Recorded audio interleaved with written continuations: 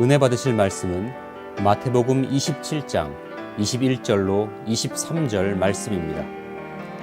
총독이 대답하여 가로되 둘 중에 누구를 너희에게 놓아주기를 원하느냐? 가로되 바라바로소이다. 빌라도가 가로되 그러면 그리스도라 하는 예수를 내가 어떻게 하랴? 저희가 다 가로되 십자가에 못 박혀야 하겠나이다. 빌라도가 가로되 어찌미뇨 무슨 악한 일을 하였느냐? 저희가 더욱 소리질러 가로되 십자가에 못 박혀야 하겠나이다 하는지라.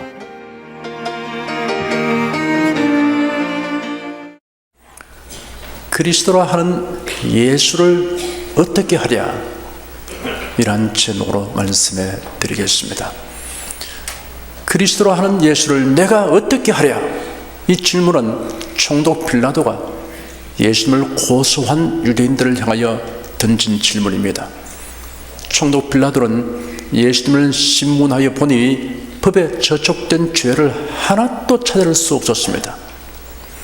유대인들의 시기심이 고소의 발단이라는 것을 간파하였습니다. 그런 예수님을 무죄 방면하고 싶었습니다. 그런데 그렇게 하기는 당면한 상황이 그리 녹록하지 않았습니다. 그렇게 하면 유대인 무리들이 밀란을 일으킬 것 같은 분위기였습니다. 민조가 일어나거나 이를 평온하게 진정시키지 못하면 로마 당국으로부터 문책을 받게 됩니다. 그로 인해 직위 해제뿐 아니라 더 큰 징벌을 받을 수도 있습니다. 빌라도는 어찌하든지 고소인들을 설득하여 무마시키려고 애썼지만 무리들은 막무가내였습니다. 그러자 빌라도는 무리들에게 그리스도라 하는 예수를 내가 어떻게 하랴 하였습니다. 빌라도의 이 질문은 그날 그곳에 모인 유대인들을 향한 것이었지만 넓은 의미로는 모든 인생에게 해당되는 질문입니다. 그리스도라 하는 예수를 당신은 어떻게 하겠습니까? 이 질문은 결코 가벼운 것이 아닙니다. 무시해버릴 수 없습니다. 아무도 피할 수 없는 질문입니다. 모든 사람은 자기 자신에게 그리스도라 하는 예수를 내가 어떻게 해야 할 것인가 라고 묻고 대답을 결정해야 합니다.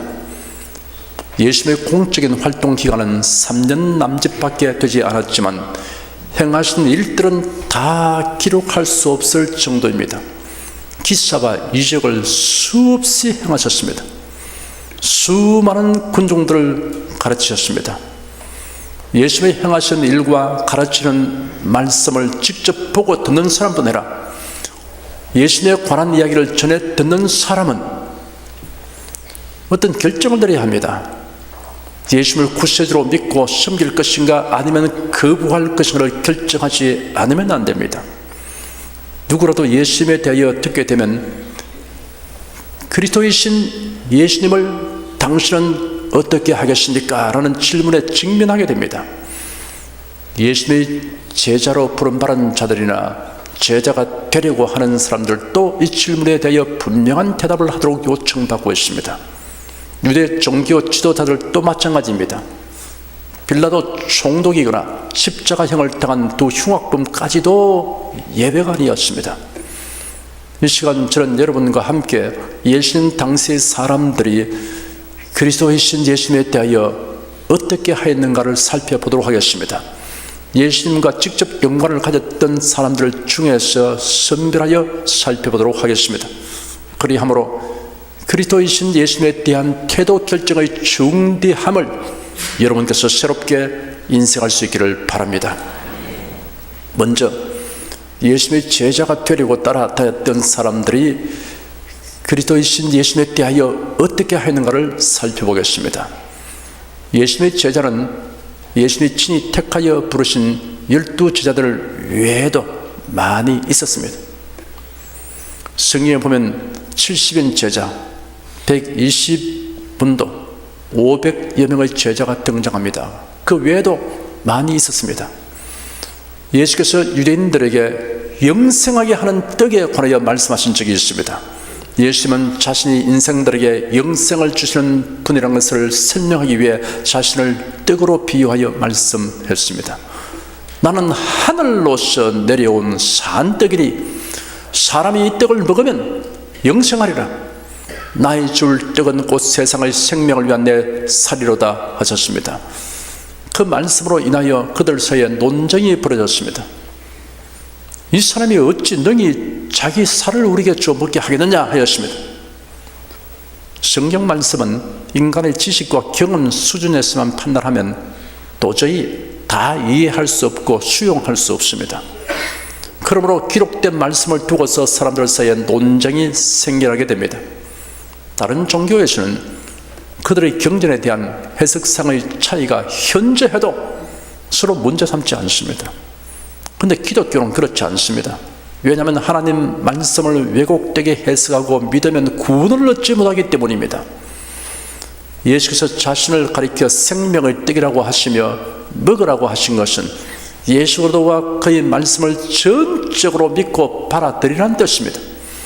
예수님에 관하여 연구하고 예수님의 말씀에 관하여 학문적으로 다루는 것으로는 아무 소용이 없습니다. 예수께서 그들에게 내 살을 먹고 내 피를 마시지 아니하면 생명이 없고 내 살을 먹고 내 피를 마시는 자는 영생을 얻어서 영원히 산다라고 말씀하셨습니다. 그러자 그들은 이 말씀은 어렵다, 누가 들을 수 있느냐라고 노골적인 거부 반응과 불만을 표시하였습니다. 그래야 제자들이 많이 떠나가 버리고 더 이상 예수님과 함께 다니지 아니하였습니다. 성경 말씀을 인간의 두뇌로만 해석하려고 하면 예수님을 그리스도로 믿지 못합니다. 예수님 외에도 그리스도가 있다는 말을 하는 자들과 손잡게 됩니다. 이러한 결정은 자기 영혼을 파멸케 하는 결정입니다. 다음은 가룟 유다가 그리스도이신 예수님에 대하여 어떻게 하는가를 살펴보겠습니다. 예수께서 구속 사역을 이루시기 위해 십자가에 못 박혀야 할 때가 다가오고 있었습니다. 예수님은 제자들을 데리고 예루살렘으로 올라가셨습니다. 그리고 제자들에게 6월절 만찬을 준비하도록 하셨습니다. 식사 도중에 예수께서 제자들을 경악하게 하는 말씀을 하셨습니다.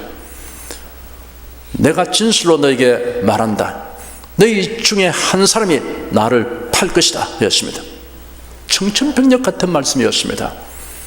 제자들은 순간 자기 귀를 의심하였습니다. 제자들은 당혹하면서 서로 의심하였습니다. 그런 일이 있었어도 안 됐지만 그런 제자가 있을 리가 만무하다고 생각했습니다. 그러나 예수님의 말씀이 분명했기 때문에 그들은 심히 근심하여 각각 주님 저입니까? 하였습니다. 예수께서 그들에게 말씀하시기를 나와 함께 그릇에 손을 넣는 자 그가 나를 팔리라. 인자는 자기에게 대하여 기록된 대로 가거니와 인자를 파는 그 사람에게는 화가 있으리로다. 그 사람은 차라리 나지 아니하였다면 제게 좋을 뻔하였느니라 하였습니다. 그 그릇은 빵을 담아둔 그릇입니다.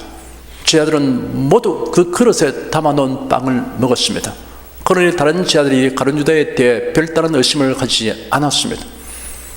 제자 요한은 예수님의 곁에 바싹 붙어 앉아서 예수님의 가슴에 기대는 자세를 하고 있었습니다.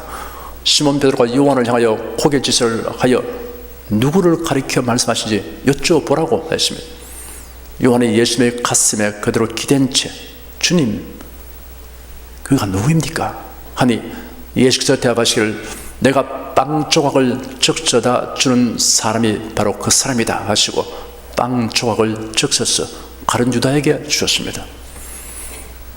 빵을 찍어 먹는 식초에 빵 조각을 찍어서 주는 것은 매우 친밀한 관계를 나타내는 것이기 때문에 요한은 자기의 질문에 대한 대답으로 예수님이 그렇게 행동하는 것이라고 생각하지 못했습니다. 나와 함께 그릇에 손을 넣는 자 그가 나를 팔리라. 내가 빵 조각을 적셔다 주는 사람이 바로 그 사람이다 라고 하신 예수님의 말씀은 가룟 유다의 가슴을 뜨끔하게 하실 것입니다. 가룟 유다가 말하기를 랍비님 저입니까? 하니 네가 말하였다 라고 예수께서 말씀하셨습니다. 가룟 유다는 시침을 떼고 천연스럽게 선생님 저입니까? 하였습니다. 이 정도면 보통 강심장이 아닙니다. 예수님은 가룟 유다에게 네 하는 일을 속히 하라 하셨습니다. 가룟 유다는 예수를 팔아넘기기 위해 제사장들을 만나려고 슬며시 일어나서 밖으로 나갔습니다. 제자들 중에는 예수께서 하신 말씀이 무슨 뜻인지 제대로 아는 자가 없었습니다. 그들은 가룟 유다가 돈 주머니를 맡았기 때문에 예수께서 그에게 유월절 명절을 위하여 필요한 것을 사라고 하시는가 보다라고 생각하였습니다. 아니면 가난한 자에게 무엇을 주라고 지시하는 줄로 이해하였습니다. 그 사람은 차라리 나지 아니하였다면 제게 좋을 뻔하였느니라 하신 예수의 말씀은 가룟 유다에게만 적용되는 것이 아닙니다. 회개할 기회, 그리스도이신 예수를 믿고 영접할 기회를 끝까지 저버리는 모든 사람에게 해당되는 말씀입니다. 예수께서 제자들을 데리고 그 밤에 기도하시려고 예루살렘 성에서 가까운 곳에 있는 겟세마네 동산으로 가셨습니다. 얼마 지나지 않았어 가룟 유다가 무리들을 인솔하여 예수님과 제자들이 있는 곳으로 왔습니다. 성경에는 12 중에 하나인 유다라고 기록되었습니다. 예수님을 팔아 넘기는 자가 다른 사람이 아니라 예수님의 12 제자 중에 하나라는 것을 강조하는 것입니다. 배신자는 흔히 가장 측근에 있는 자 중에 있습니다. 은혜 입고 혜택을 바라는 자가 배반합니다. 스승을 자기 욕심과 뜻을 이루기 위한 이용 대상으로 삼는 자는 언젠가는 배반합니다. 무리가 금과 몽치를 가지고 왔습니다. 금을 가진 자들은 군사들이고 몽치를 가진 자들은 대상들과 바리새인들의 하인들입니다. 몽치는 나무로 만든 곤봉 정도의 막대기입니다. 가룟 유다는 예수님을 체포하는 일을 주도 면밀하게 진행하였습니다. 군사와 하인들이 누가 예수님인가를 즉시 알아볼 수 있도록 하기 위하여 그들에게 알리는 신호를 정하였습니다. 그 신호는 입맞춤이었습니다. 내가 입맞추는 자가 그이니 그를 잡아라 라고 말해두었던 것입니다. 스승에 대한 입맞춤은 사랑과 존경의 표시입니다. 그런데 유다는 사랑과 존경을 가장한 배신의 입맞춤을 했습니다. 스승을 팔아 넘기려고 체포하러 와서는 안녕하신지요? 라고 묻는 뻔뻔스럽고 비열하고 가증한 행동을 스승없이 행하는 가룟 유다의 양심은 화인 맞은 양심입니다. 이단 집단에 미혹되어 가서 이전에 자신이 다니던 교회의 교인들을 미혹하는 자는 가룟 유다 같은 자입니다. 가룟 유다가 예수님을 팔아 넘긴 원인은 탐욕 때문입니다. 돈을 사랑하는 마음 때문에 구세주를 배반하는 사람이 있습니다. 재물에 대한 탐욕 때문에 예수님을 구세주로 영접하기를 거절하는 사람들이 있습니다. 가룟 유다는 열심당원이었다는 설이 있습니다. 열심당은 기원 1세기에 활동한 광신적 민족주의자들의 조직이었습니다. 유대인 역사가 요세푸스는 로마에 반항한 과격파로서 반란 활동을 한 일파인 열심당에 대해 기록했습니다. 열심 당시에 라틴어로 시카리로 불리는 일당도 열심당에 속하였습니다. 시카리는 단검을 품고 다니는 자, 자객이라는 뜻을 가지고 있습니다. 예수님의 12 제자 중에 시몬, 가룟 유다, 야고보, 요한이 열심당의 당원이거나 소속된 자들이었을 것으로 추정되고 있습니다. 가룟 유다는 과격한 민족주의자로서 예수님의 유대 나라를 로마에 앞지어서 벗어나도록 일을 하실 것이라고 바랐습니다. 그래야 예수님을 정치적 메시아로 등장시키기 위한 엉뚱한 야심을 이루기 위해 나름대로의 계산을 하고 행동했습니다. 그런데 그 기대가 무너지고 실망이 다가오자 충성의 환멸과 정으로 변했습니다. 주님을 섬길 대상으로 보지 않고 자기 뜻을 이루기 위한 수단으로 보면 이런 행동을 하게 됩니다. 하나님을 자기 중심으로 섬기려고 하면 반드시 폐단이 생기게 됩니다. 가룟 유다는 12제자 중에 하나로 부름을 받은 자였습니다. 그러나 그리스도이신 예수님에 대하여 어떻게 할 것인가에 대한 잘못된 결정으로 인하여 하늘나라에서 12보좌에 앉게 될 은혜와 영광을 잃어버린 자가 되고 말았으며 그런 지옥에 들어갔습니다. 다음은 베드로를 비롯한 제자들이 그리스도이신 예수님에 대하여 어떻게 했는가를 살펴보도록 하겠습니다. 제자들은 예수께서 군사들과 하수족들을 기이한 방법으로 단번에 처리하실 것으로 기대했는데 순순히 체포되시는 것을 보고서 그만 겁을 집어먹고 예수를 버리고 다 도망가 버렸습니다. 군사들은 마치 짐승을 잡아 끌어가듯이 예수님을 대상 가랴바의 집으로 끌고 갔습니다. 제자들은 모두 도망하였으나 베드로는 멀리 떨어져서 예수님을 따라갔습니다. 사태가 어떻게 진행될 것인지를 살피기 위해 대제사장의 집안으로 들어가서 대제사장의 하인들과 함께 앉아 있었습니다. 대제사장의 집안에 공회원들이 모였습니다. 유대 최고의회이며 사법기관인 산헤드린 공회원인 서기관들과 장로들이 그곳에 모였습니다. 그들은 예수님을 죽일 증거를 찾기 위해서 혈안이 되었습니다. 그 증거란 율법의 사형으로 규정된 범법 행위를 말합니다. 그들은 예수님의 얼굴에 침뱉으며 주먹으로 치고 다른 데는 손바닥으로 때리며 말하기를 그리스도야 우리에게 순자 노릇을 하라 너를 친 자가 누구냐 하였습니다. 이런 광경을 본 베드로가 잔뜩 겁을 집어먹고 있는데 한 여종이 그에게 다가와서 말하기를 당신도 갈릴리 사람 예수와 함께 있었지요? 하였습니다. 베드로가 모든 사람 앞에서 부인하여 말하기를 나는 네가 무슨 말을 하는지 모르겠다 하며 장소를 옮겼습니다. 다른 여종이 그를 보고 거기에 있는 자들에게 말하기를 이 사람은 나사렛 예수와 함께 있었습니다 하였습니다. 베드로가 맹세하고 다시 부인하여 말하기를 나는 그 사람을 알지 못한다 하였습니다. 잠시 후에 곁에 서 있던 사람들이 다가와서 베드로에게 말하기를 정말 당신도 그 사람에게 속한 자다. 당신의 만세를 들어보니 확실하다 하였습니다. 갈릴리 지방의 만세를 듣고 그렇게 판단한 것입니다. 베드로가 저주하며 맹세하여 말하기를 나는 그 사람을 알지 못한다 하였습니다. 그때 닭이 울었습니다. 닭 울기 전에 네가 3번 나를 부인하리라 하신 예수님의 말씀이 생각이 난 베드로가 밖으로 나가서 심히 통곡하였습니다. 베드로의 통곡은 자신의 이율배반적인 행동에 대한 것입니다. 겟세마네 동산에 오르기 전에 예수께서 제자들에게 말씀하시기를 너희가 다 나를 버리고 떠날 때가 온다고 예고하셨습니다. 베드로가 말하기를 다 버릴지라도 나는 버리지 않겠습니다. 오게도 가고 죽는데도 가겠습니다 라고 했습니다. 그런데 지금 3번이나 부인했습니다. 자신의 의지가 이처럼 약할 줄은 자신도 몰랐던 것입니다. 가룟 유다는 계획적으로 주님을 배반했지만 베드로는 두려움 때문에 예수님의 제자라는 것을 부인하는 말을 했습니다. 하나님께서는 우리가 진토로 지음받은 존재인 것을 아십니다. 마음은 원으로 돼 육신이 약하다는 것을 아십니다. 그러므로 연약하여 잘못을 저질렀을지라도 주님의 긍휼의 있음을 바라고 주님께로 나아가면 용서하시고 새롭게 시작하도록 도와주십니다. 예수님이 체포되자 제자들은 다 도망하였습니다.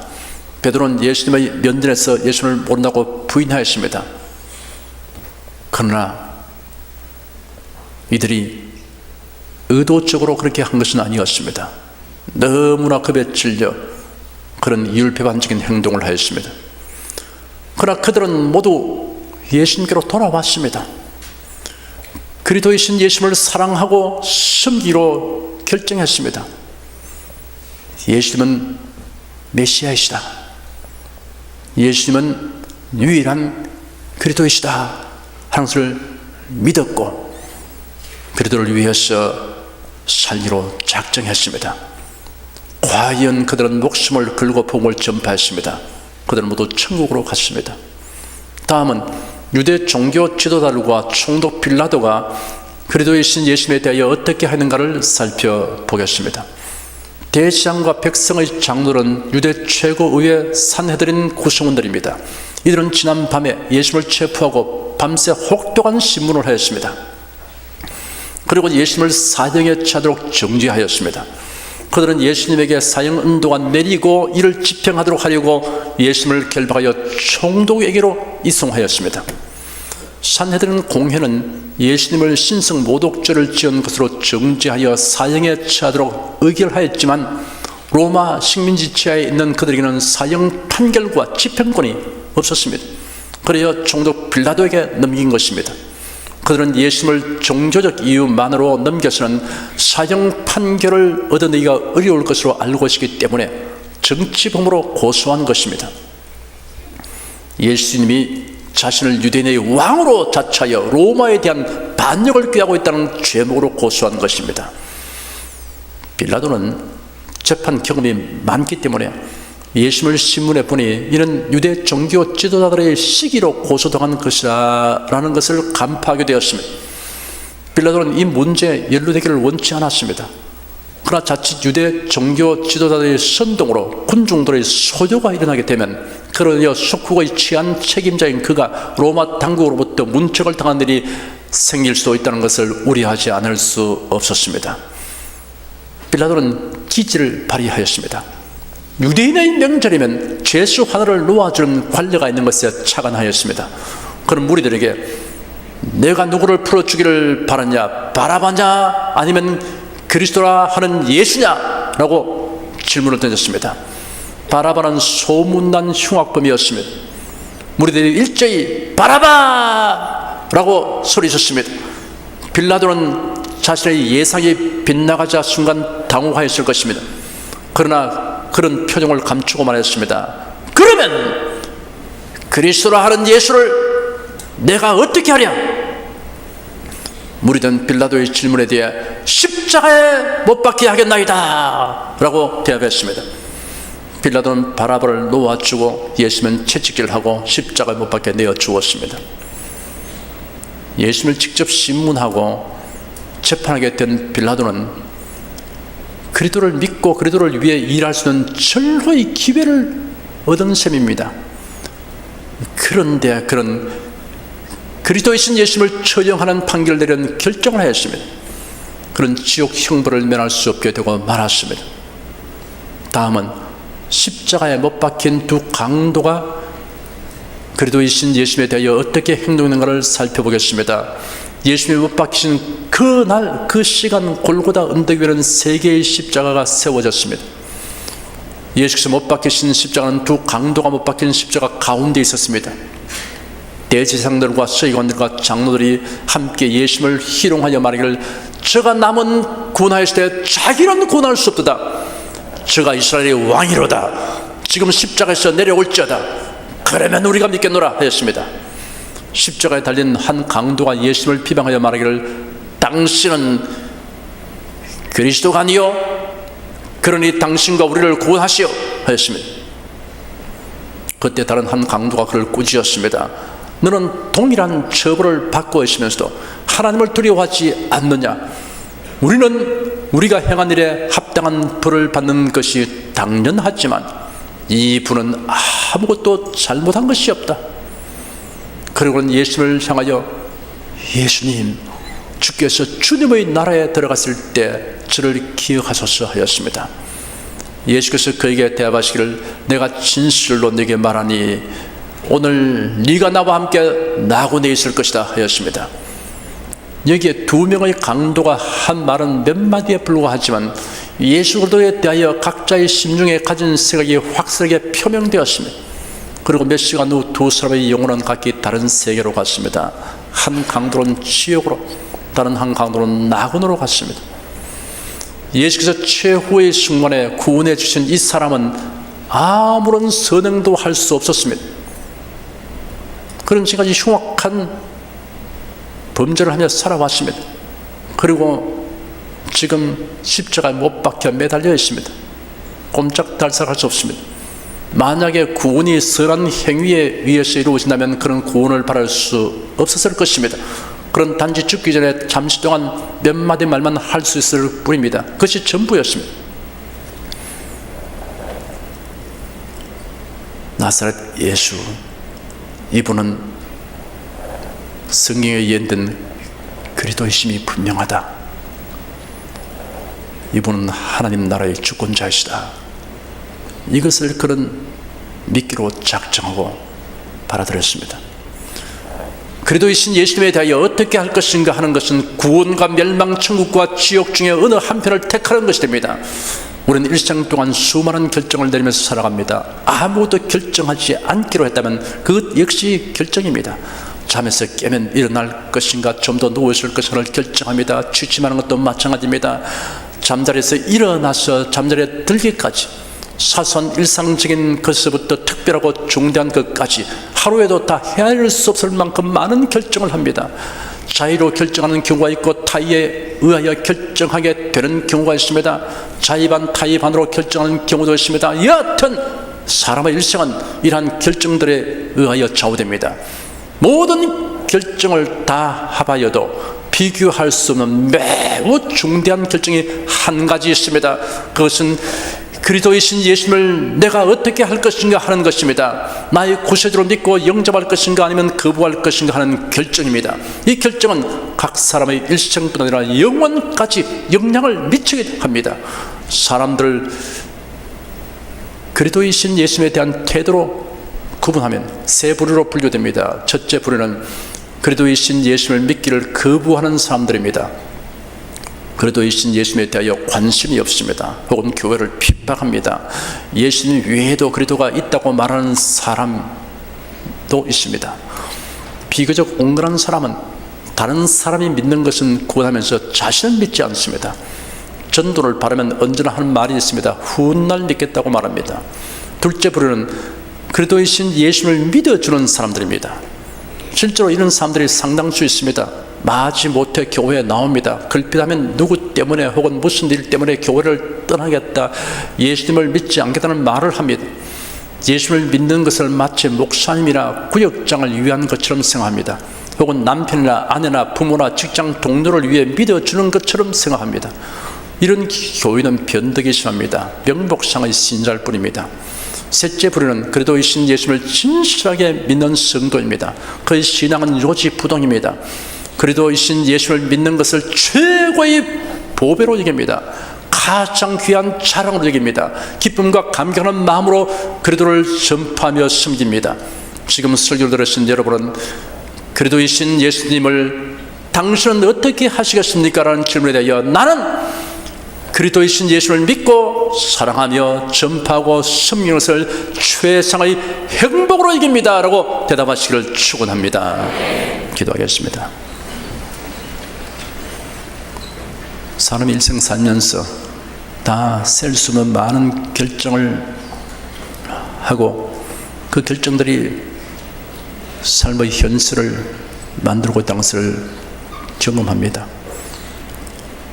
그러나 이 모든 결정보다 가장 중대한 결정이라는 사실을 성경을 통해서 우리에게 밝히 계시해 주셔서 감사합니다. 메시아이신 예수님, 그리스도이신 예수님 에 대해서 어떻게 할 것이냐, 이 결정보다 더 중대한 것이 없다는 것을 밝히 드러내셨습니다. 구원이나 멸망이냐 천국이냐 지옥이냐 이 차이를 가져오게 되는 결정이라는 것을 말씀해 주셨습니다. 우리 온 손이 성령님의 도우심을 받으셔 훌륭한 결정을 이미 내린 것을 감사합니다. 저희들은 예수 그리스도를 믿고 사랑하고 섬기는 것을 인생의 최대의 과제요 자랑요 영광으로 이기게 되었습니다. 이러한 결정을 한 사람이 얼마나 훌륭한 결정을 했다는 사실을 깊이 체득하게 도와주시옵소서. 예수 그리스도의 이름으로 기도드립니다. 아멘.